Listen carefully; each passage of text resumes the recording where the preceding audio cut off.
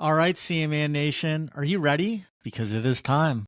'Twas the pod before Christmas, and all through the air, the Sandman was prepping with Pat in his chair. The beer man was ready, his notes in a heap, while visions of bowl games danced in his sleep. Our 19th episode. Can you believe? 5 months of sports takes. It's hard to conceive. With Mackenzie Bierman, our research chief, fact-checking our madness beyond all belief. The sports pools were buzzing, the picks flying fast, debating which teams would actually last. The Ducks, the Buckeyes, the Packers, our foes. We respect them, sure, but the hatred still shows. We're grateful, dear listeners, for all of your cheer, for joining us weekly through this past half year. May your parlays hit and your teams bring delight. We're almost ready to bring you the podcast tonight. So grab some eggnog and settle in tight because it's time to enter Sandman Sports. Let's kick Christmas off right.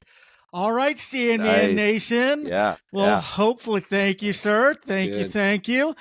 Hopefully that did kick things off right as we start our 19th episode and get ready for all of our Christmas festivities. As always, I'm here with my two awesome co-hosts who coincidentally both have nicknames associated with Santa's reindeer. First is Mr. Pat Klett, affectionately nicknamed Dasher in college, not for his speed, but for his legendary streaking escapades across the quad.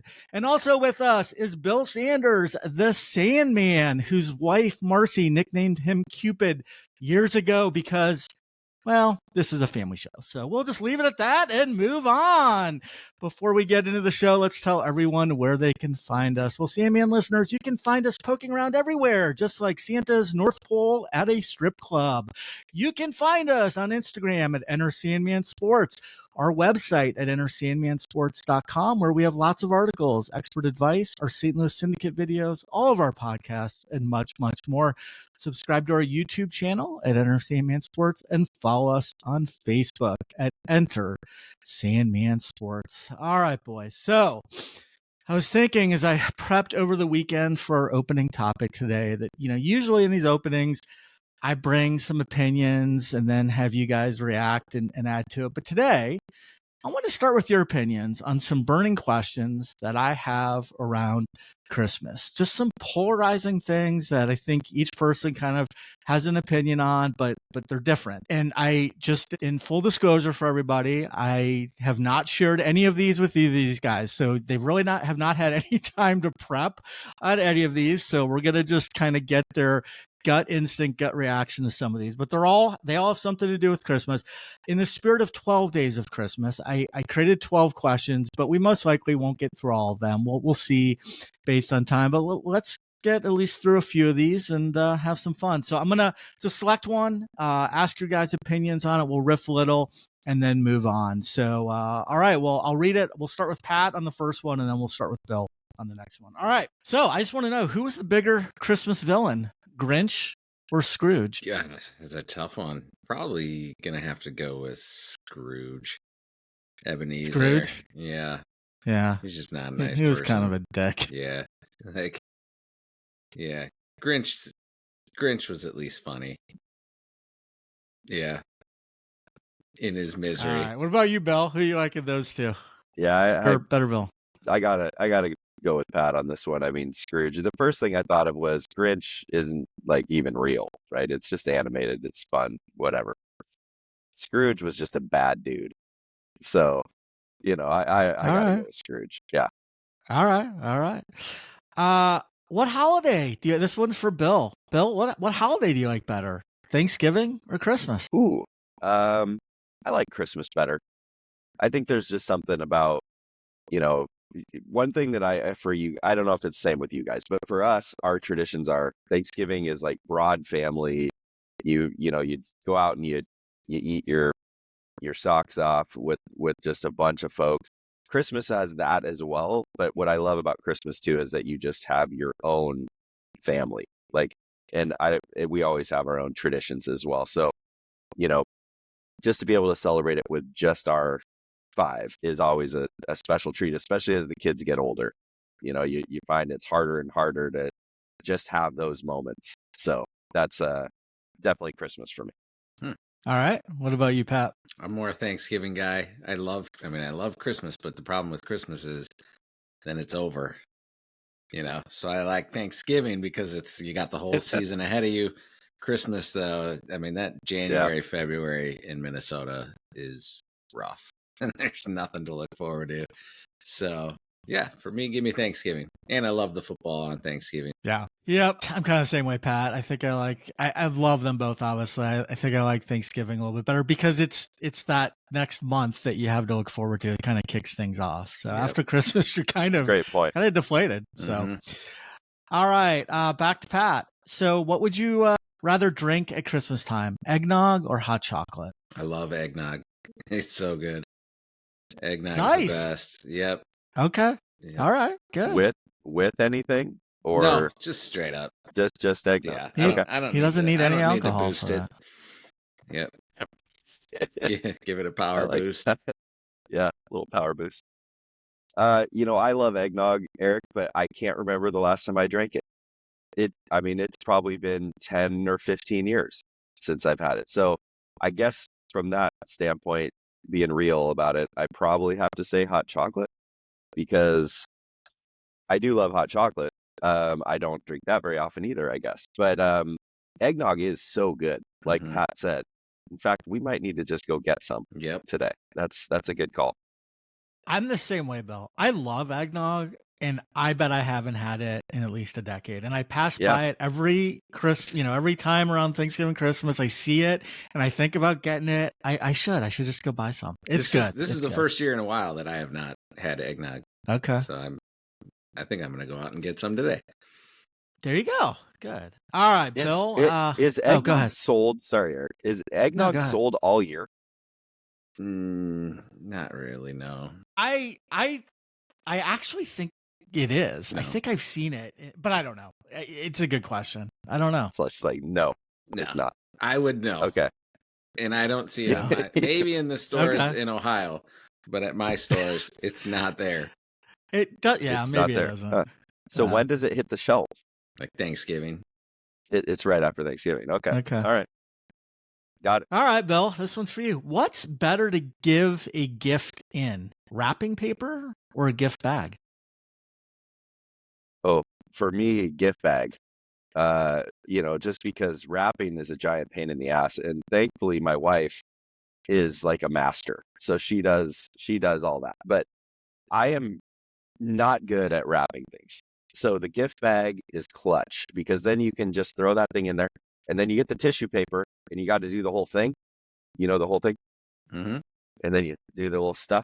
So, gift bag for me. Gift bag. Right. Yeah, I'm probably the same. I prefer a gift bag, nice and easy.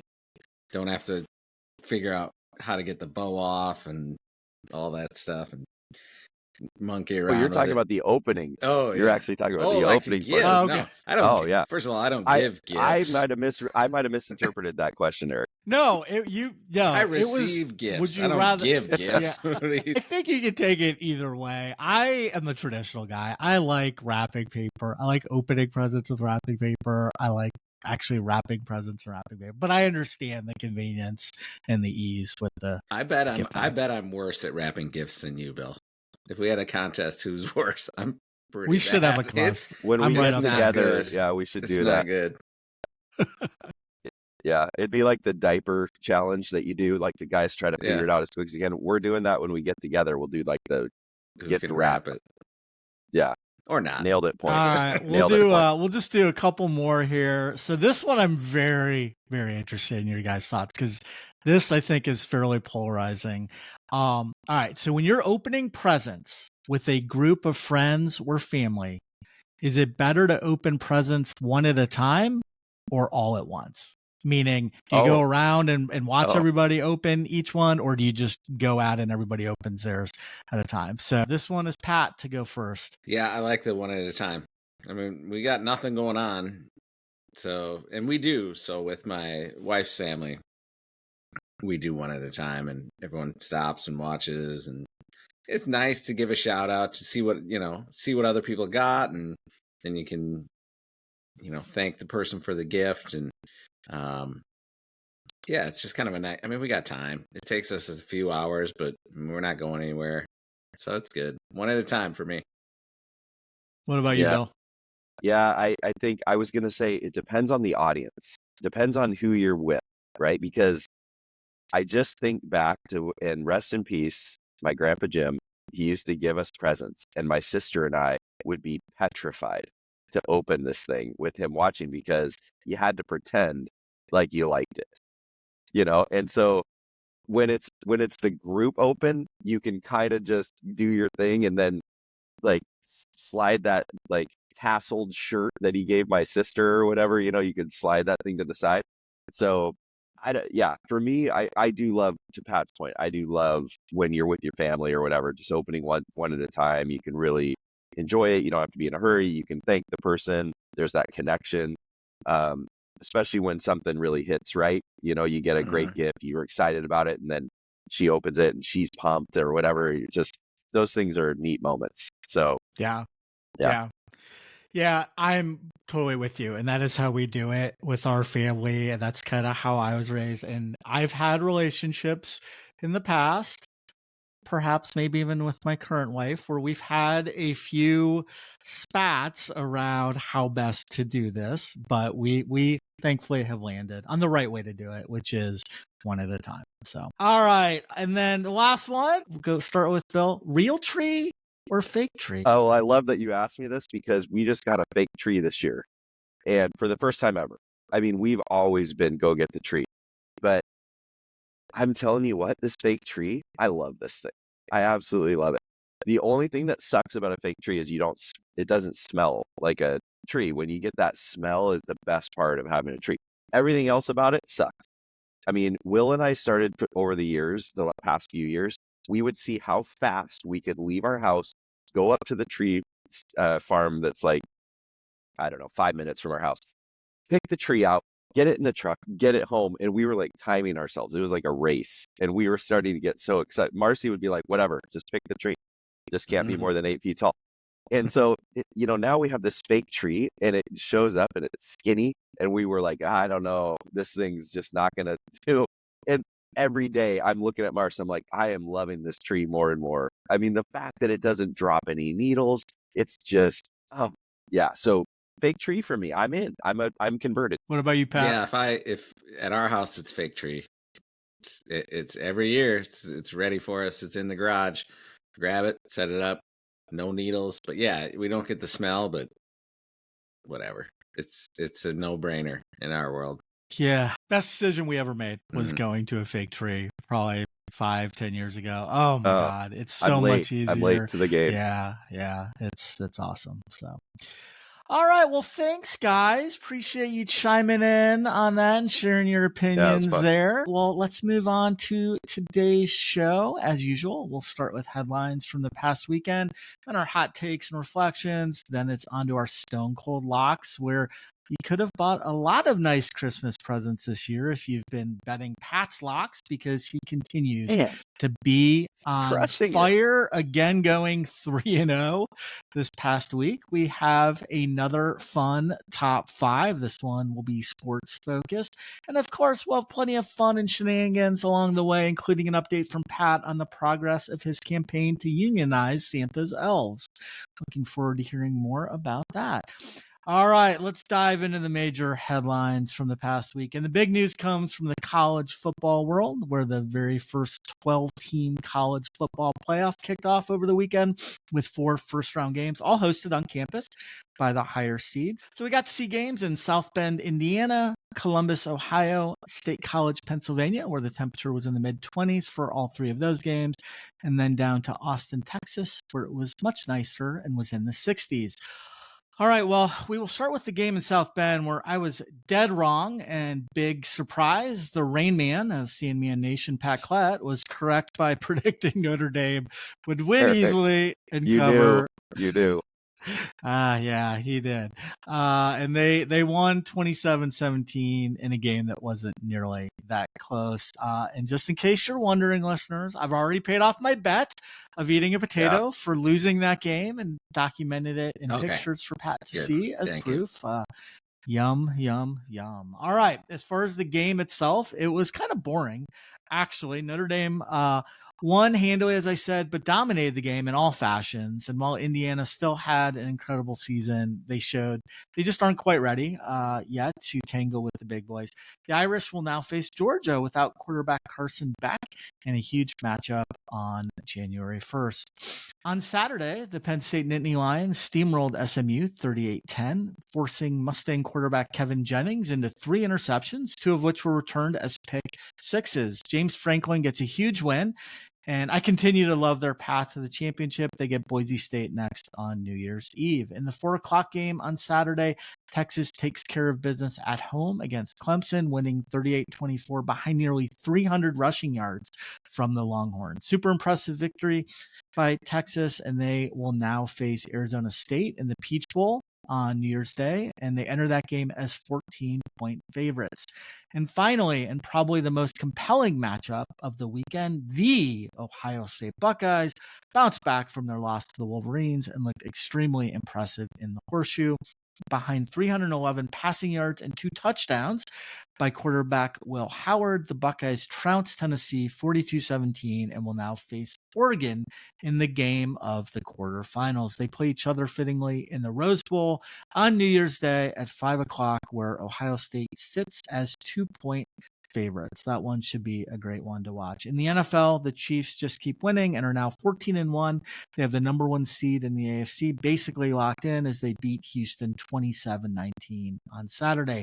In an AFC North matchup between the two leaders, the Ravens pummel the Steelers 34-17, and now both teams sit at 10-5 and will fight it out for the divisional championship in the last 2 weeks. The Ravens play at Houston and then host the Browns. The Steelers finish with 2 home games this week against the Chiefs, and then the final game of the year against my Cincinnati Bengals. The Bengals beat the hapless Browns 24-6 to keep their playoff hopes alive, and that sets up a huge game in Cincinnati this weekend when the Broncos come to town. If the Broncos win, they are in the playoffs and the Bengals are out. If the Bengals win, they still need to beat the Steelers next week and have the Broncos lose to the Chiefs in week 17. And they still need the Dolphins and Colts to each lose one more time. But their playoff chances did double from 5% to 10%. So there's still a chance, guys. Hoo-day, hoo-day, hoo-day. In the thriller of the weekend, the Commanders take down the Eagles in an NFC East battle. Star quarterback Jalen Hurts went down early in this game, but backup quarterback Kenny Pickett looked good and kept his team in the game. And they actually should have won the game, but the hands-down rookie of the year, Mr. Jaden Daniels, would not be refused, and he brings his team back, throwing a touchdown with 10 seconds left, allowing the Commanders to win 36-33. In the battle between my co-hosts' teams, Pat's Vikings prevail in an absolutely fun game to watch, especially at the end as it was back and forth. The Vikes win 27-24 and prevent Bill from losing his lock of the millennium and having to wear Oregon gear on today's podcast. So, Bill, have you mailed your thank you note to Sam Darnold and Company yet for getting it done? Okay, good. Yes. Yeah, it looked bleak. That was for sure. That was a sweat. Well, funny thing about that is I won my bet in Ben Harper on the Vikes because that line was 3.5, but it was 3. 2.5. 2.5. Or 2.5, yeah. And then in another one, I lost it because it was 3.5. So gotcha. Yeah. It looked bleak, but Vikes pulled it out there. Better team won. I think you're right. The Seahawks are now 8-7 and are on the verge of possibly missing the playoffs if they don't get things in gear soon. They do get the bad Bears and then finish with the Rams, so there's definitely still hope, but time is running out. And in super sad news, guys, don't know if you saw, but Hall of Famer Rickey Henderson passed away at the age of 65 after a bout with pneumonia. One of the all-time greats, and I actually will pay tribute to him when we get to hot takes. Nice. But that was pretty big news on Saturday. Lost him at all the college football games. All right, boys. Well, it was a light week again for things to react to, but still plenty happening in the world of sports. So let's get to hot takes. Yes, that's right. It's time for Sandman Sports Hot Takes, brought to you by Mike's Hot Honey, the honey where sweet meets heat, and the one that causes regular honey to cry itself to sleep. If you haven't tried it yet, seriously, what are you waiting for? Go to mikeshothoney.com right now and order some, or go to the honey aisle at your local grocery store. Either way, you will thank us later. All right, Pat, start us off with your hot takes from the past weekend. Well, my hot takes: Irish look good. My ancestors would be proud. And then The Potato Boys delivered. Ohio State, my pick to win it all. Apparently, they look good. I was on a project in Texas, and I know I said I'd watch a lot more football this week, so I watched Notre Dame, and then in the morning I watched the Penn State game a little bit, and then I went off to PGA Frisco, the Fields Ranch course, and played. So I didn't watch the afternoon football, and then Sunday I played the Fields Ranch East course, which is where they're playing the PGA in a couple of years. And let's just say I didn't. That course is tough. Let's just say that. I've heard. Yeah, but it was awesome. It was really cool. So, and then they have a little par 3. What's your handicap, Pat? My handicap is about right now maybe 1,000. I think I'm like a 60. I think I'm on a good day 16, bad day 18, 19. This course, course is like, if you're like, I'm at probably, let's say a 17. We'll say 17. If you're a 17 handicap and you go play this course, you are shooting 105 to 110. Yeah. It is. And Bill, you're better. You're what, like single digits handicap? Yeah, is that right? my handicap's an 8, but I play at a very easy golf course out here in Fall City. That's like it's literally, I could walk there. And I just feel like, I mean, if I was to go play that PGA Frisco course that Pat's talking about, I would probably shoot in the 90s. I mean, keep going. Yeah. Keep going. Higher, right. Yeah. Pump that up a little bit. These approach shots. Was there a lot of water? No, it was there's some bunkers, but it's the fairways are pretty wide open, so you can hit bombs, and that's fine. But the approach shots, it's so hard. There's false fronts, there's elevation changes, and they're surrounded by bunkers. These greens are hard to get to, and approach. Was it windy? And that's the other thing. The wind is always coming out of the south, so they're like the first 5 holes they play so much longer and they do. The wind just knocks the ball down. But it was sweet. The 8th grader I was playing with shot an 80. Legit. Wow. Yeah, he's going pro. This kid's unbelievable, and he smoked me. Holy moly! But yeah, and that's an 80 on that course is really good. So, and we played. They have the tee boxes are like 1, 2, 3, 4, 5, and we played 3, which they recommended we played 4. They're like, don't. But the little kid I was playing with wanted the challenge, and I'm like, all right. So, yeah, he played well. I did not. How much was playing there? How much did it cost? Yeah. Just, is it reasonable down there, or is it? I don't. So we expensive? stayed at the Omni Frisco, which is really nice, and they give you room, like it's like a package deal, and then you can use that money towards your golf. So actually, I didn't know how much it. I don't know. I have no idea how much I paid. It's just all wrapped. It's all wrapped in. So, but it's a good amount. I think it's like $350, something like that. I heard the whole setup down there though is really nice. So just cool. like So at night we did Glad this you got to play that. Right next to the resort. It's all kind of right there. Is a little par 3 that you can play under the lights.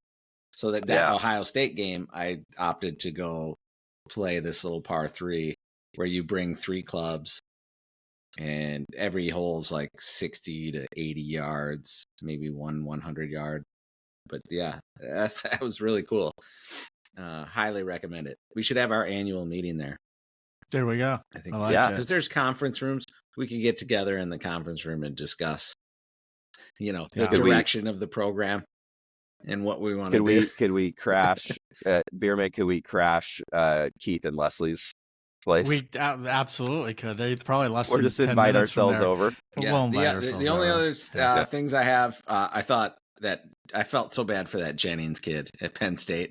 Those 2 pick six. I mean, he looked so. I felt like he looked. Can you imagine what that's like with 70,000 people just watching you mess up royally, and there's millions on TV, and all your teammates are coming over to be like, "Oh, it's okay, man. We'll get him next time." There's nothing you can say to this kid at that point because he's just like, "Get me the hell out of here." It was it's hard to watch that poor kid, Yeah. that lineman. But yeah, other than that, the only other things I would say is Ohio State, Oregon. I wish that was the semifinal. I think everyone does. That's unfortunate. But and then Rickey Henderson, I did actually put a shout out to Rickey Henderson. My favorite Rickey Henderson story. We used to go try to get autographs, my buddy and I, after Twins games and stuff. And he's like, my friend's like, hey, Mr. Henderson, can I have your autograph? And he turns, he's like, piss off, kid, and keeps walking. So I want to thank Rickey Henderson for that soundbite, because we use that all summer long. It would be like, everything's like, piss off, kid. So great. Rickey Henderson. There's so many stories, and Eric, I know you're going to pay some homage later, but just my quick one that's very similar to what Pat was just describing it. I just heard this week that Rickey was told by his agent at some point, don't sign autographs because people are just going to go out and sell them and take advantage of that. And so Rickey would take pictures with everybody. I guess he was very gracious with that, but he would not sign autographs. So what he would do is, I guess, tell people to piss off. But he also would say, like at a spring training, you'd say, Rickey doesn't sign on Mondays. And then the people would show up again the next day, and he would tell the same people, he'd be like, Rickey doesn't sign on Tuesdays. And he would just, every day, he would just tell the people that same thing. And I was like, that's pretty classic. So many good stories. I got a few other ones from Rickey, his days with the Mariners and everything. It's kind of crazy to think he played for the Mariners. Yeah. And the Yankees and the A's. And what a legend. Yeah. And that guy was just, when he would get on base, when I was at the Kingdome watching, it was the A's is the one that I can always, remember the most, playing the Mariners. He would get on first base, and you just knew he'd be on third. It's a triple. Walk becomes a triple. Yeah. Mm-hmm. It was just, yeah. If there was a guy in front of him on base, you were almost relieved, because it was like, okay, well, Rickey has to stay there. So anyway, pretty classic. Sorry, Pat, were you still going? No, that was it. I do love that, though. Yeah. Yeah. Rickey doesn't sign on Mondays. Piss off, kid. It's awesome. I love it. Legendary. My Mike's Hot Honey hot takes this week. Shout out Kent Spellman. Thanks, buddy, for this. The stuff's great. And what I was just gonna say about Mike's Hot real quick is I tried it. I was working on some cocktails for the parties we have coming up, and we're doing this Christmas margarita. You want to make your spicy Christmas margarita, throw a little of this in there. Oh, boys, game changer. So good.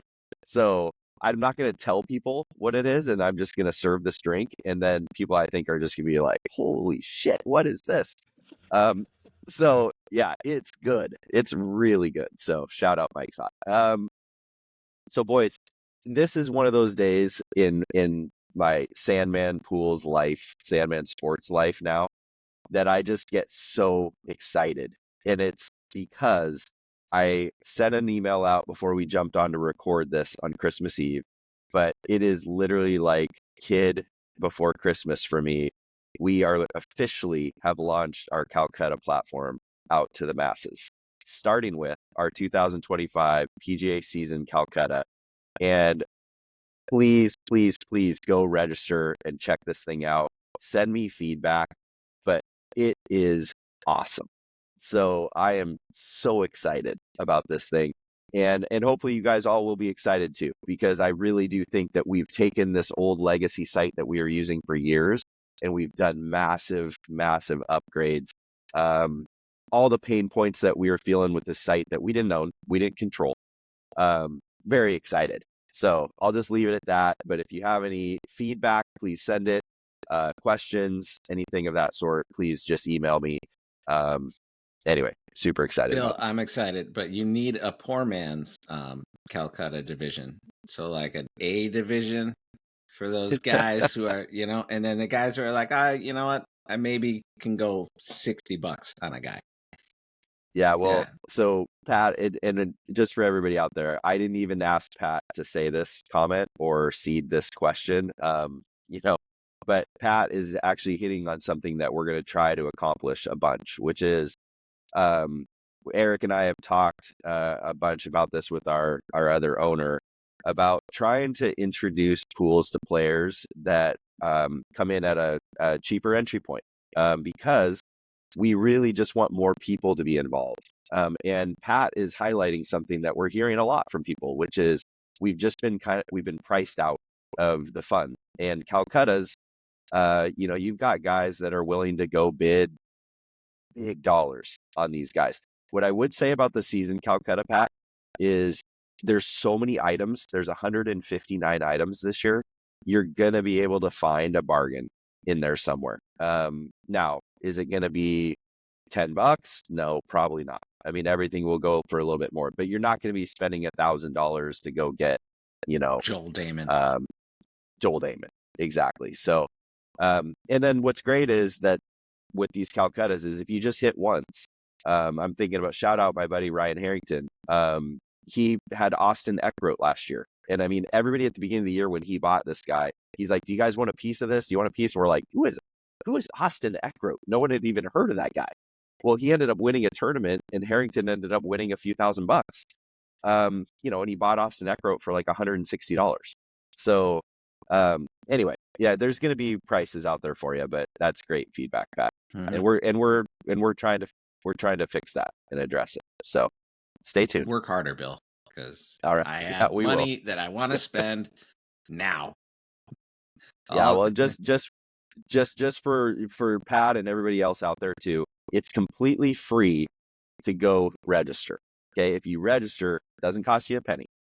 Now, if you go make bids, that's real US dollars. Okay, so just to be clear, if you are bidding, that's real money. But go view it, go check it out, check the features out, play with it, toy with it. Let us know.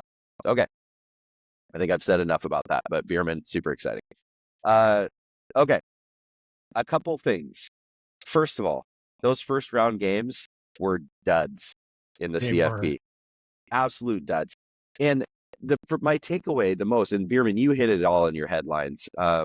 Yeah, I mean, I think I said even last week that I thought chalk was just gonna, yeah, and it just felt like that from the jump too. There wasn't one game that was in question like the entire time. So my big takeaway, I'll leave it there, but I was really surprised that the Buckeyes were favored. They looked awesome. And Pat, I know you said you didn't get a chance to watch them, but Ohio State looked good. And I think that it was kind of like this whole like sigh of relief, it felt like, from Buckeye Nation, because after the Michigan game, they were on eggshells about how this team was going to show up, and they just stomped them right from the get-go. So I get it. They're good. But the Ducks coming off a bye and they beat them already, granted 1 point or whatever it was in Autzen, but I was really surprised to see that Oregon was the underdog. So we'll see. I hope for better games this week or on the 31st and the 1st. That's my big thing. The Hawks made me sweat out my lock of the millennium. I said this already, but in the end, the better team won. The Vikings are good. They're really good. And Darnold, Pat, I wanted to ask you, what do you think they're going to do with Sam Darnold? Because they've got J.J. McCarthy in waiting, but Sam Darnold is throwing up an unbelievable year. Yeah. Like, do they try to sign and trade? Do they try to, I mean, they're just let this guy walk out the door because they've got this unknown rookie? He's gonna want a good contract after this year, though. He's gonna want a bag. The best case scenario, we'd be like, "Hey, we'll give you another $10 million if you stay another year," but he's not gonna. No, no. And I mean, yeah, the Hawks are paying Geno Smith $30 million or whatever it is. We'll give you $10 million and all the Mike's Hot Honey you can handle, just to stay. So. The last thing, and Bierman, I'll throw it over to you, but the last thing is, as the great Tom Petty, rest in peace, once sang, "Free Fallin'." That's us in High Roller. I fell apart, boys. I fell apart. I've been trying all year to kind of go with our picks on Stone Cold Locks, and boy, we really did not. We just haven't done well the past week. By we, I mean me. Have not done well the last 3 weeks. We have fallen out of contention. I think we only have one more week, Bierman. Yeah. Is that right? One more. Yeah. Boys, I dropped the ball. It's all right. Whatever the charity was, I was going to say you're not letting us down. You're letting the charity down. And you're singing. The charity, your singing is not good, Bill. No, I know. You're not a good singer. It goes along with my picks. Yeah. So I had a buddy text me this week and say, "What happened?" And it's just a screenshot of like enter Sandman Sports down in like 20th place. Jeez. So anyway, Pyramid, right, well, it was what fun do you got? while it lasted. Yeah. So I mentioned this in the headlines. Have to give some love to Rickey Henderson. He passed away last week at the age of 65. He would have turned 66 tomorrow on Christmas Day. So you both know, and our listeners know, that I like humble, quiet players. Barry Sanders, great example. Rickey does not fit that bill. He regularly would tell people how good he was. For example, in the book Rickey by Howard Bryant recalls this story from back in 1987 when Henderson was injured and only played 95 games. Harold Reynolds led the AL with 60 stolen bases at the time. Rickey called him and didn't even introduce himself. He simply said, 60 bases? Man, Rickey got 60 by the All-Star break and hung up without anything else on the call. And, that was Rickey. The guy was brash. He knew how good he was. But you know what? I have always liked him. I was a kid. I was probably 10 years old when he when he set the single season stolen base record back in 82. I just always liked how special and unique his talents really are. There's no debating. He's the greatest leadoff hitter in the history of baseball. Mm-hmm. Just listen to these simple stats. He led the league in steals 12 times, including when he was 39 years old. He led the league in runs 5 times. He got on base more times than all but 3 players in history. He scored more runs and stole more bases than anyone ever. Let's dig even deeper. One of his crowning achievements came on May 1st, 1991, when he broke Lou Brock's career stolen bases record by notching his 939th stolen base.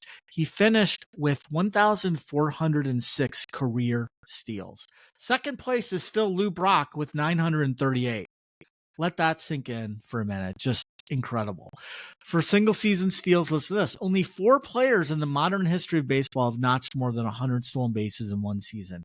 And Rickey did it 3 times, in 1980, 1982, and 1983. The other 3, in case you're wondering, were Maury Wills in 1962, Lou Brock in 1974, and pretty impressive, Vince Coleman actually did it 3 times in the 80s, in 85, 86, and 87. Henderson's 1982 season is when he set the single season record with 130 steals. Just wow. Henderson is one of just he's one of just 63 players to retire with a career on base percentage over 400. Only 3 players reached base more times than his career total of 5,343, and those players are Pete Rose, Barry Bonds, and Ty Cobb. So pretty impressive there. Listen to this cool little nugget from July 29th, 1989, when Henderson was playing for Oakland and facing Seattle, Phil's Mariners, with future Hall of Famer lefty Randy Johnson starting for the Mariners. Henderson played the full game and did not record an official at-bat. Instead, he walked 4 times, stole 5 bases, and scored 4 runs. Oh, just crazy. Classic. Beyond steals, Henderson also is the all-time leader in runs scored with 2,295, with Ty Cobb in second place, 50 behind him. To put that in perspective, the active leader, the Dodgers' Freddie Freeman, who has played 15 years in the majors, by the way, is at 1,298, nearly 1,000 shy of that mark. Again, just purely incredible stuff. Couldn't believe it. Rickey played for 9 different Major League Baseball teams over his 25-year career, including 4 separate stints with the Oakland A's. Henderson was a 10-time All-Star, won 2 World Series in 1989 and 93, and was the American League MVP in 1990. Rickey was inducted into the Major League Baseball Hall of Fame in 2009 as a first ballot guy. He was truly one of a kind, one of the greatest players of our generation, and very sad that he died at such a young age. Such a great player. Rest in peace, Mr. Henderson. You are truly one of the best ever. Any idea Seaman, how he did they died? say? Yeah, how did he die? Yeah, I didn't hear Pneumonia. He died of that. pneumonia. Oh, Really? wow. Yeah. I don't know more than that, but it wasn't like cancer or anything like that. But yeah, I think it was fairly unexpected, certainly. So Yeah, bummer. yeah, he was definitely a legend. Well, gentlemen, Christmas can get expensive, so our listeners could probably use some extra cash in their wallets. So wait no more, because it's time for our Stone Cold Locks. And if they listen to us, well, really, if they listen to Pat, they're going to make plenty of money for a very nice Christmas. Last week, unsurprisingly, Pat went 3-0 and now sits at just a stupid 35-14-1. I went 1-2 and am now 28-22-1, and Bill went 2-0-1, and he is now 27-22-2 for the season. Doing well. Let's keep it going this week. Pat, lead us off, sir. So I didn't have the lines. I usually get my lines from the Ben Harper, so you guys will have to help me with the actual number that we're going to use. But did I see Carolina is getting 8 against Tampa Bay? The Carolina Panthers are getting 8 against Tampa Bay. It may even be 9 now. 9. So I'll check as you go. I'll let you guys decide on a number, but I feel like Carolina's playing teams tough, and Tampa Bay's playing teams close. So you give me more than a touchdown here. I feel like that seems to be. I'm not sure why that would be that big of a spread. So yeah, give me the Carolina Panthers. Yeah, it is 8. 8. Okay. Yeah. Yup. All right. Nice. And the Bucs let me down this last week when they should have beat the Cowboys. That's just a killer. The Bucs and the Broncos let me down because those are my Odyssey teams that I need to win. For Odyssey, I need those guys to win. I was gonna say you were 3-0. How did the team let you down? Did you roll with your picks and Ben Harper this week? I don't remember how you did. I did. Yep. Good. And it worked out well. And then any parlay I did lost. I have not won one parlay in Ben Harper. Even a 2-teamer, even just a 2-teamer. I'm just doing single bets from now on. That's why there's giant casinos in the desert. Yep. Right there. Parlays. Yeah. Parlays. All right, my first one. So this is one that I just feel like is absolutely crazy, you guys. So I think I mentioned this last pod, but Syracuse is -16 versus Wazoo in the Holiday Bowl. Wazoo has no coach, no defensive coordinator, no offensive coordinator. 20 of their players have hit the portal, including their stud quarterback, who signed, I believe, the biggest NIL deal in the transfer portal to go to Oklahoma. Their stud running back, who also went to Utah and followed, I believe, their running backs coach. It's nuts that they're even playing this game. This line started around 8, I believe it was. I asked a buddy if he could get a bet in for me, and we got it in at 10, and now the line's at 16, and I don't see it slowing down ahead of the 27. So give me Syracuse -16. This feels like a 30-plus point win. Wow, that's strong, man. Kind of feel bad. That's not one of mine. That sounds really good, but I may have to bet that. Use that in the Ben Harper. Yeah, right. If I was in. All right, well, we are going to go a little homer today. My Bengals are starting to be the team we all thought they could be. It might be a little too late, but it's not too late to make some money betting on them. They are favored by 3 at home against the Broncos, and I like it a lot. The Bengals decimated the awful Browns last week. We cashed out on that. That was one of my Stone Cold Locks, giving 7. We're coming back to the well this week. We're giving 3. I sang the praises of Denver last week, but I still think Cincy is the better team here. They're literally fighting for their postseason lives. They seem to figure some things out, winning 3 straight games. Joe Burrow is having just an incredible season, really, if you look at the stats. He leads the league's #1 passing offense. The Broncos defense has been strong overall, but they actually rank in the bottom half against the pass, which makes them vulnerable to the Bengals' aerial attack. With the Bengals in a must-win situation and playing at home, I will definitely roll with Cincinnati laying the 3 points. Okay. I'm going my second one, Vikings Packers over 49. This is going to be in the temperature-controlled U.S. Bank Stadium. Both teams this is a big game, for seeding, and, Vikes want that number 1 overall. If they can beat Packers and then Lions, it's theirs. So I feel like, and, Packers are looking good. This is going to be, this might be a shootout. And so give me the 49 or over 49 in the Vikes Packers game. Yeah, I'm looking at it now. 48.5. So okay. Give me there you go. Give me 49 or more. Yeah. Nice. I was curious if you were going to take the Vikings this week. The Seahawks have played both teams in the last couple weeks, and I actually think that the Packers look a little better at this point in the season. Yeah. So I was curious. I was too scared to take the Pack, though. I didn't want to go against you. What is the line on that? I can't even remember. It's close. Yeah, that game scares me. I could see the Pack winning that game, definitely. But yeah, who knows? Yeah, who knows? Bierman, give me the 2 Pat. I actually really love the Bengals this week. Here we go. Nice. So yeah, -3. We have always I don't think we've lost yet. When you and I was going to say, when you started saying your Stone Cold Lock, I was like, yes. Yeah, good. I had a little thing. Yeah. I mean, I just, for all the reasons you mentioned, but also, you gave Bo Nix some props the other week, and rightfully so. He's really had a good rookie season, but I still think that on the road, the Bengals defense has probably been their weakness, right? I mean, throughout the season. I mean, way better than I do. But they don't struggle to score points. No. So I just feel like they're going to do okay against Denver's D. And I just think that Bo Nix is going to have that costly turnover. I honestly think the Bengals just outscore him. So yeah, that's my second one. Yeah, the one scary thing is the Bengals. I think I saw they are 0-7 against teams with a winning record. So well, and you mentioned their home record. You mentioned their home record is awful. Yeah, although they got a second home win this past week against Cleveland. So we'll see. But are you going to the game?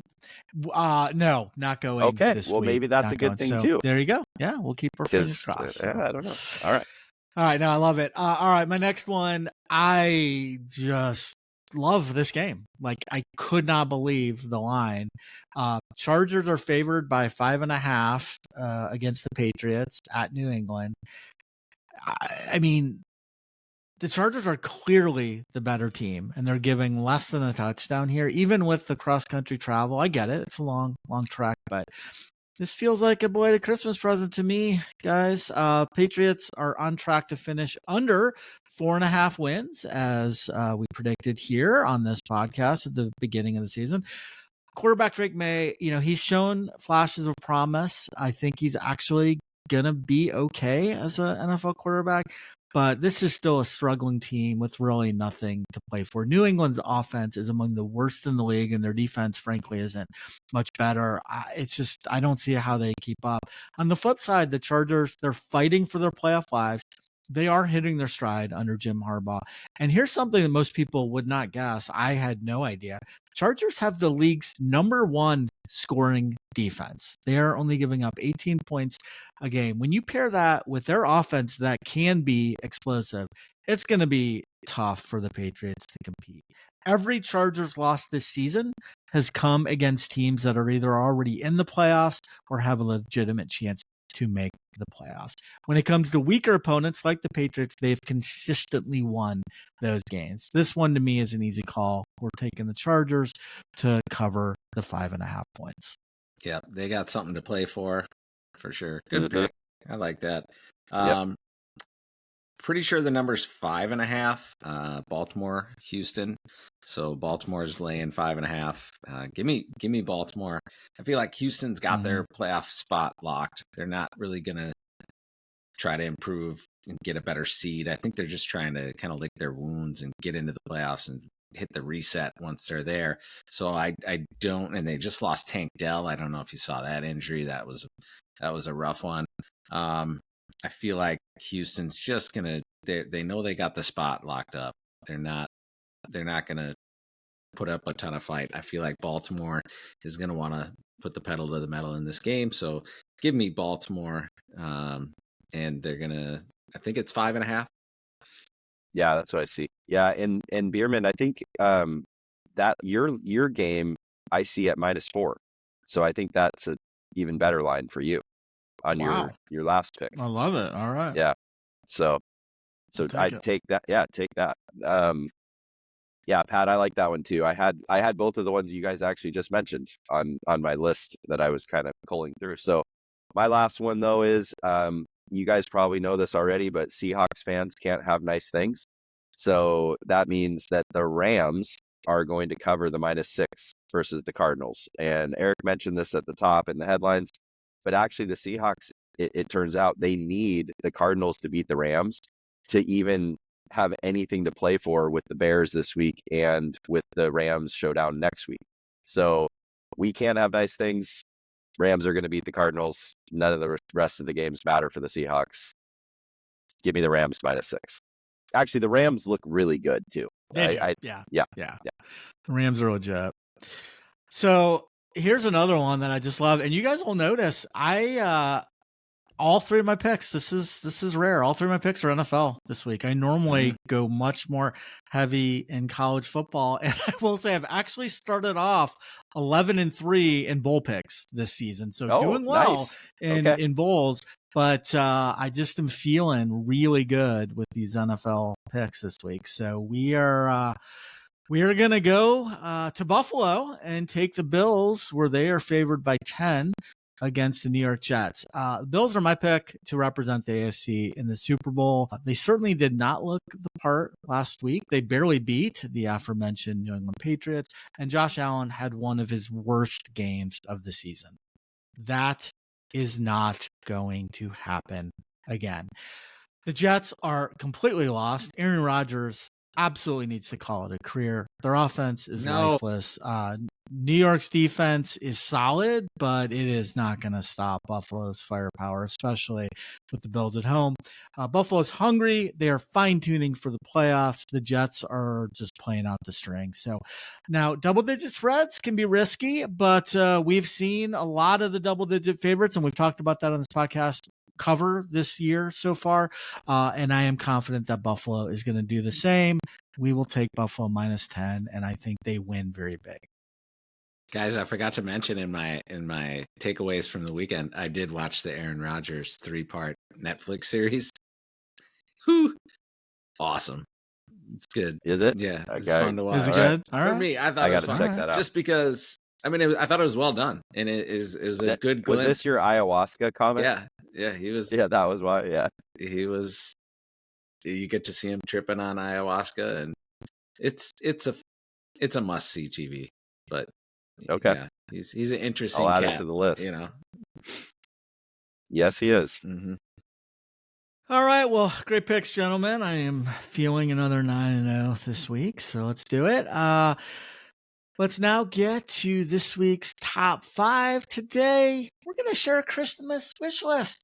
Sports related, of course. That's right. We're going to share our top 5 bucket list sporting events that each of us would love to attend at some point in our lives, but just haven't been able to yet. So this was a really fun one for me to prep for and to think about. And I got to tell you, I know we've talked about this before with honorable mentions. I have probably 5 to 10 honorable mentions that could have easily snuck in my number 4 or 5. This was not easy for me, to be honest with you. But all right, Pat, why don't you start us off number 5 and 4? Yeah, I know. Like a lot of our top 5s, 4 or 5 days from now, I'm gonna could be be. Like, oh yeah, I wish I had mentioned that. But for me, number 5 is going to be. This is more of a location than an event, but I feel like the F1 in Monaco would be pretty sweet. After being down at that was one of my honorable mentions. Yeah. Being me down too. at the Fields Ranch Resort this last week makes me want to feel like a 1%er more often. It is quite the experience. So I feel like, Monaco, that's the wealthiest of the wealthy. So I might not even be able to buy a cheeseburger there, but I think that would be a cool location, cool backdrop. So this is more location than actual event. I did go to, the Indy 500 for a few years in a row and got that car racing experience, but I they're just going in a circle around the track. I think this would be kind of cool to see them weaving in and out of the city and making all those turns. I would love to see that one live. Dude, you got nothing to worry about going to Monaco. You just got to place a couple bets on your Stone Cold Locks, and you'll be fine heading over to the wealthy place. But yeah, and then number 4, I'm going with this is kind of with a little bit of reluctancy say this, but Lambeau Field. I've kind of wanted to see the Vikes play the Packers at Lambeau Field. Obviously the history, Lambeau Field's pretty cool. Tailgating with Wisconsin people is fun. I mean, they're good people, but I hate the Packers so much that would be so hard to do. But I think just the fun of tailgating would be worth it, and it's something that you want to say you've done it. I want to say I've watched the Vikes play at Lambeau Field. So, Lambeau Field, I love number 4. Love those. Both of those were on my honorables. Those are good ones, Pat. I'm actually heading to the UK for my 5 and 4. So my number 5, I love horse racing. And last time when I was able to go out to Cincinnati to visit Eric, we were very fortunate. He took us down to Keeneland and we saw one of the most beautiful tracks I've ever seen in my lifetime. But this one is at Aintree in Liverpool. And this race is called the Grand National. And it's a steeplechase race that's been running since 1839. It's 8 miles, 2 laps, and the horses go over 30 jumps. And I just think to be able to see something like that would just be ridiculous. I mean, I can't even imagine, I'm thinking just looking out 8-mile track. 4-mile loop. I mean, that's incredible. So anyway, the whole scene, I was fortunate to go to a horse racing event in France when I was over there. That was super cool. So just to see it over there, I think would be really neat. My number 4 is to go see the British Open in the Rota when it's at St. Andrews. I just think, to see it at such a legendary course, the greatest golfers in the world, the elements, everything about that seems like it would be a really cool event to be at. So that's my 5 and 4. Nice. Yeah, that number 5, never heard of. That sounds awesome, dude. That's really cool. I love horse racing as well. So it was cool. It was cool to see. Sorry, Eric. But you commenting there made me think of Eric brought his youngest son Cooper when we went to Keeneland, and just to see Cooper's excitement. Oh my gosh. At Keeneland and witness that with him. He sat by the rail. This place was into it. Packed. It was packed. It was a Sunday. It was packed. Cooper, he still will ask me occasionally, cool. Hey, when can we go back to Keeneland? He just, that was a cool experience. What a treat to see it through his eyes a little bit. Yeah. So, I've been to the Kentucky Derby and it was freaking awesome. So this is not the Kentucky Derby. It's not even horse racing at all, but I've always kind of thought of this in similar vein, and that's the Indy 500. The Derby has, as awesome as it was, it's definitely lost some of its prominence. I think just horse racing in general probably has since its heyday, but not anywhere near as much as the Indy 500. When I was a kid in the 80s, this was a huge sporting event. I remember all my parents' friends, we, growing up in Michigan, a lot of them would drive down to Indy for this race and just rave about how big of an event it was. It's just not the same anymore, but nonetheless, I would still love to attend. First, Indianapolis is only 90 minutes from where I live, so very easy to get to. Have a lot of friends that have gone and just rave about it. It's one of the most iconic and certainly longest running sports events in the world. It dates back to 1911. I've heard it's just an incredible atmosphere, and you really aren't going just for the race, but really you're going for, similar to the Derby, you're going for an all-day party with a festival-like environment, parades, lots of alcohol, maybe some topless ladies as well. Not a lot. My kind of place. There's not that many. It's a lot of dudes. Not there. It's a lot of dudes. Okay. A lot of dudes. Sausage fest. But it's fun. It's good people watching. It's really good people watching, and to see it live, it's so fast. It's so crazy. Yeah. It has more than 300,000 spectators, which is incredible to me considering the big house is 115,000. And I think that, that is just so many people there. 300,000 in one place is ridiculous to me. And then, yes, you kind of mentioned it, Pat, seeing cars zip by at 230 miles per hour and the winner drinking the milk afterwards, I think would be cool. So yeah, sign me up for number 5 on that. And then I'm going to England for my number 4 as well, Bill, but a different event. I'm going to Wimbledon. I mentioned on this podcast before that I just really like tennis. Cincinnati hosts an event every year. It used to be called the Western and Southern Open. I forget what they changed it to this past year, but it's the event leading up to the U.S. Open. So all the stars typically come here in August. It is honestly one of my favorite sporting events to go to, but it's certainly not like Wimbledon, and I'd love to go to a tennis major. And if I'm going to do that, what better one to go to than skip across the pond over there and hit up Wimbledon? It's the oldest and most prestigious tennis tournament. Would love to see the ivy-covered walls of the All England Club and the lush green grass courts, seeing the world's best players battled out on a famous tennis stage. I just think would be really cool. So that's my number 4. Nice. So that's a good lead into mine. My 3 and 2, 3 would be U.S. Open tennis. I've always wanted to go to the U.S. Open, and I thought about that. But you could say Aussie Open, Wimbledon, any of the 4 majors. They do have a tournament in Monaco that it looks really cool. There you go. But yeah, so but I say U.S. Open. I think U.S. Open, it's just the energy of New York. I've never been to New York, so I think that would be for sure my number 3. And my number 2, kind of same thing with Bill. I chose the Masters, but yeah, you say British Open. I think that would be, the Open Championship. Any of those would be great, but I chose the Masters as just the history, and you know the course so well. I mean, I feel like I could play that course in my mind. So walking around out there would be just something to behold. So for me, I went with the U.S. Open and then the Masters. Yeah, it's a 2-pack for us on the Masters. That's my number 2. But Augusta National, just like Pat just said, I mean, legendary, Magnolia Lane, all the history, great holes. Every person that I know that's been has said that not a single blade of grass is out of place. You get the pimento cheese sandwiches, you get everything's like $1.50. Just everything. I even think that when I see guys wearing Masters swag around or whatever, it's just cool stuff too. I don't know, just the cachet and the prestige, but just give me that week pass where I can go see the practice rounds, where I can see the Sunday back nine, just the whole thing would just be phenomenal.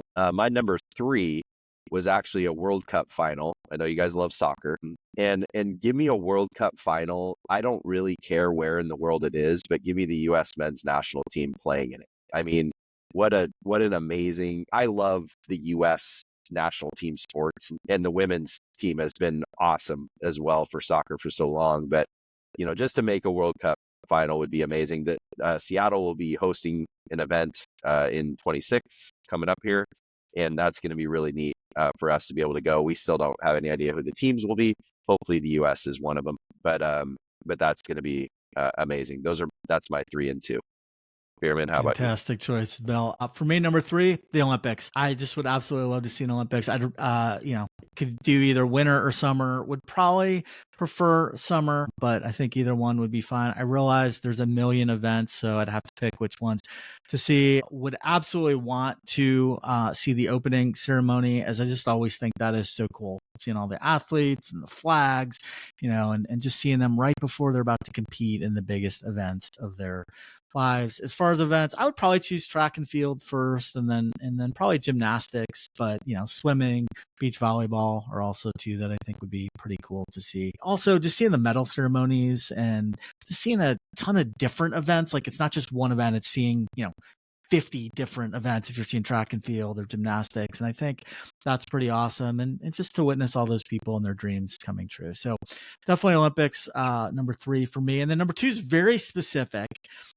It is the AFC Championship game at home. So I've been to a Bengals Super Bowl and I've been to home playoff games, but I've never been to an AFC Championship game where the Bengals are playing. And I would love to see that, preferably at home. I'll probably never go back to a Super Bowl just because of how expensive it is. Loved it. Did it one time. That's off my bucket list. But going to an AFC championship game and just experiencing the energy of having them win and knowing they will go to the Super Bowl, I think would be pretty cool. Now, I do have one caveat. And if you've followed the Bengals, anyone who's Bengals fans knows what I'm about to say. Probably one of the most famous games the Bengals have ever played was the AFC Championship game in January 1982 against the Chargers, where they won and they made it to their first Super Bowl, where they lost to Joe Montana and the 49ers. But that game is called the Freezer Bowl because, well, you can guess, it was freaking cold.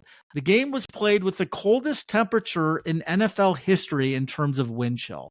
The air temperature was 9 below, but with wind chill, it was 59 below. There were sustained winds of 27 miles per hour at this game. So to make my bucket list, the temperature, let's say, it has to be at least above 0 for me to go. So that's my number 2. Pat, nice. What do you got for number 1? All right, number 1 is the running of the bulls in Pamplona, Spain. Oh, nice! Oh my God, yes. I thought about that. Mm-hmm. That was I didn't even number think of 6, dude. Yeah. The other one that I thought would be cool is where they chase the wheel of cheese down the big hill. I don't know where that is, if you've ever seen that, but I figured I'll go with the running of the bulls. I think that'd be sweet. Would I run? No, but maybe.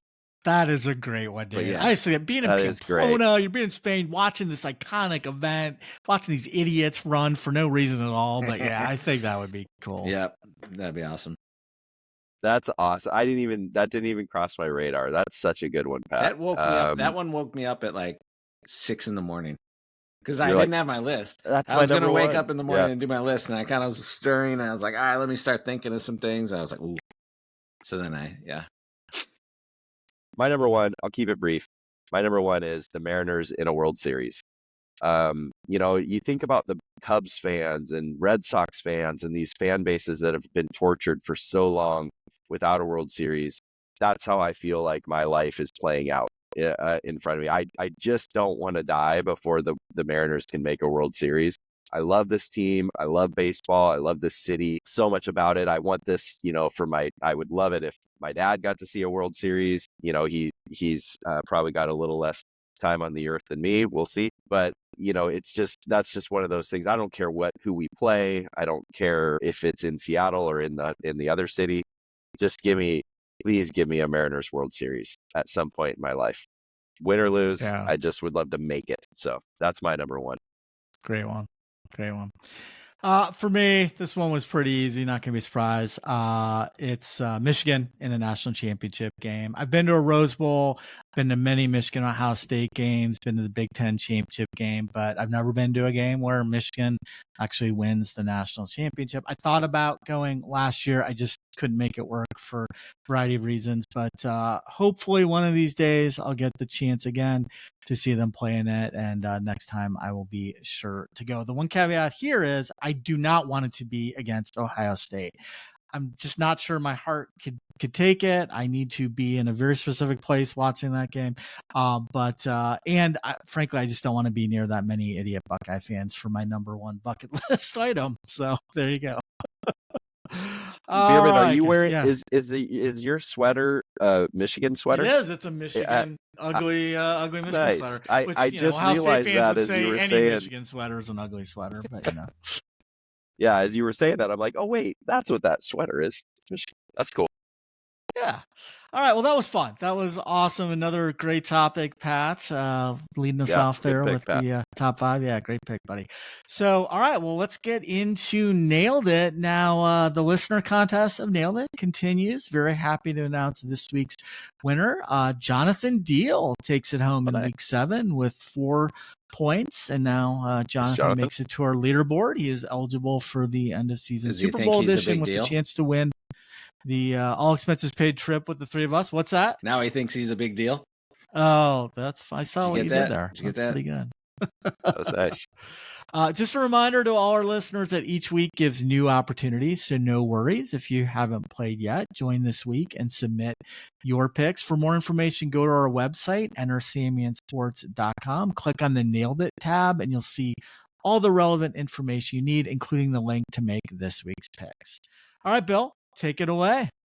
All right. So I will just have had lots of issues with scoring this through the weeks, as Bierman has corrected me multiple times on not giving him enough points usually. So I just wanted everybody to be aware. I have gone through and audited the results from start to finish, and we were correct. It was Eric 38, Bill 30, Pat 28.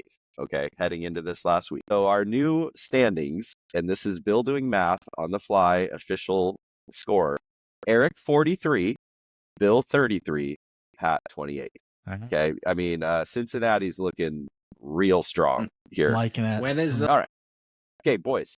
Merry Christmas edition of Nailed It. This is actually, we're going to keep this super simple. These are going to be simple questions this week. Yeah, straightforward. Okay, I think everybody's got good chances to score points. Okay, we have a smorgasbord of bowl games on Saturday, 12/28. There's 8 matchups.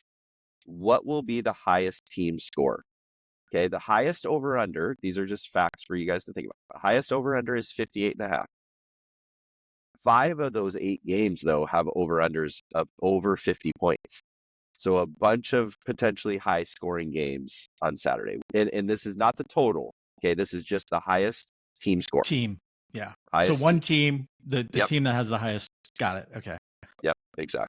3, 2, 1, set. Sanders 48, Pat 47, Bierman 44. Okay, Pat, you are in the box. That is in the box. All right. Okay. Meanwhile, on Monday, we have the Music City Bowl. Iowa battles Missouri. Shout out to the St. Louis Syndicate. The over-under in that game is 40.5. Okay, so the opposite end of the spectrum. What will be the combined points in that game between Iowa and Missouri? The over-under is 40.5. Poor Iowa. They're always they're typecast as this low-scoring, crappy offensive team. Research? All right. Sanders 33, Bierman 35, Pat 56. I like it. Iowa offensive onslaught. Okay. No doubt in my mind, game of the week in the NFL, Green Bay Packers at Minnesota Vikings. Huge game. How many receiving yards will Justin Jefferson have? He averages 92.5 yards per game. How many receiving yards will Justin Jefferson have against the Packers? These are crazy because they could just be anywhere. It could be all over the map. You guys ready? 3, 2, 1, set. I love it. All right, I went 80. That was a shout out to my favorite receiver of all time, Steve Largent. Pat Klett, 87 yards on one play with a total of 203. I love it. And Bierman went 95. Okay. I'm hoping the Vikings win, but I'm hoping that they shut down Justin Jefferson apparently, and he doesn't go for more than 80 yards. Okay, same game. Josh Jacobs, what a great year he's had for the Packers. How many yards rushing plus receiving will he have versus the Vikings? So his total combined yards from scrimmage, he averages 81.1 yards rushing and 22.7 yards receiving for a total of 103.8 yards per game. How many total yards will he have combined rushing and 3, 2, 1, set. All right. Bierman and I are pretty much on the same page. I went 115. Bierman went 122, and Pat is rooting for Josh Jacobs to break his leg. He has 12 yards. Yep. Because the Vikings are going to break his leg. Chop his legs out from under him. Minor break. Not that bad. Pat's not actually rooting for severe injury. But, no, I am. By the way, that Tank Dell injury was bad. Yeah. That Tank Dell injury. That was hard to watch. All right. Pat went 12 yards, if I didn't make that clear. Okay. Michael Penix Jr. will start his second career game, go Dogs, on Sunday Night Football at the Commanders. So he threw for a respectable 202 yards. And I don't know if you guys saw, he did have one pick that literally went right into Kyle Pitts' hands. And then it was like he threw it to the defender on purpose. Yeah, it was the weirdest interception. And he was about to score a touchdown. So it was too bad. Penix would have got his first TD. But, okay, so he threw for 202 yards.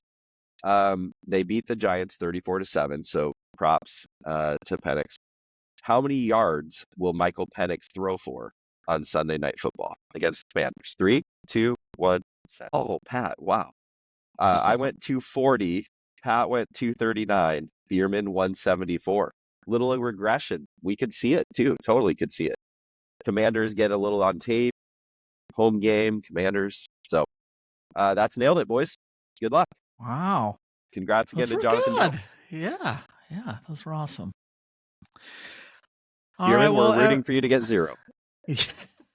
feel the Christmas love. That's Thank right. you. That's right.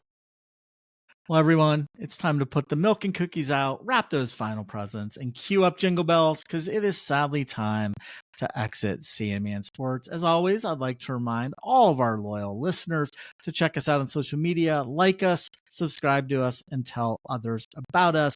You can check us out on Instagram, YouTube, and Facebook at Enter Sandman Sports, and of course, our website at entersandmansports.com. Thanks to everyone. Before we wrap up, I want to give a heartfelt thank you to Bill and Pat. Working with the two of you on this truly has been a gift to me this year. I've had so much fun doing this with you, and can't wait to see what 2025 brings for us and this awesome podcast. So I hope both of you have just a wonderful Christmas with your families and a wonderful holiday season. Does that mean you're renewing my contract for 2025? Is that what you just said there? Now, I think Santa has brought you a renewal. Yes. Nice. Let's get our lawyer on the phone here. Merry Christmas, boys. Yeah, Merry Christmas, guys. It's been a blast. Super really fun. Bierman, great job hosting this thing. Pat, bringing all the comedy, and not just the comedy, but the Stone Cold Locks. I mean, are you kidding me? Yeah. Are you kidding me? With your record, going. It's unbelievable. Mm-hmm. Yeah, it's been fun, boys. All right, gentlemen. Merry Christmas. Take care, and we'll see you next week. Awesome. Merry Christmas, everybody. Good luck.